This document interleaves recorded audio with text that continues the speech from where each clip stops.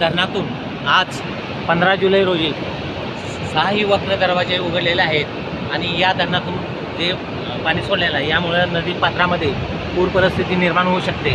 प्रशासनाने नदीकाठच्या गावांना सतर्कतेचा इशारा दिला आहे। कोणीही पाण्यामध्ये उतरू नये किंवा मासेमारी किंवा इतर कोणीही पाण्याच्या संपर्कात येऊ नये असं प्रशासनाने सांगितलेलं आहे। युवा मानस न्यूजसाठी मी अक्षय मस्के, पाटण, कराड। वाजे 11 वाजल्यानंतर उघडण्यात आलेले आहे त्याची स्थळ आपण दृश्य सध्या कोयना डॅम येथून पाहत आहे।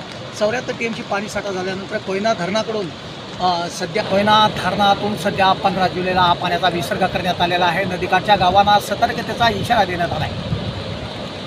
कोयना धरणाची दृश्य आपण अगदी भिंतीसमोरून पाहत आहे।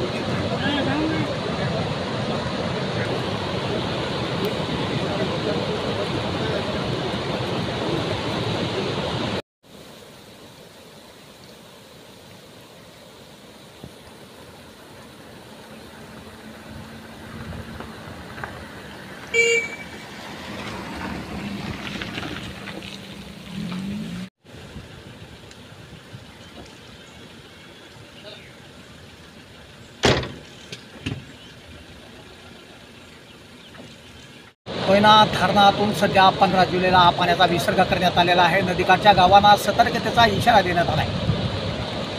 कोयना धरणाची दृश्य आपण अगदी भिंतीसमोरून पाहत आहे।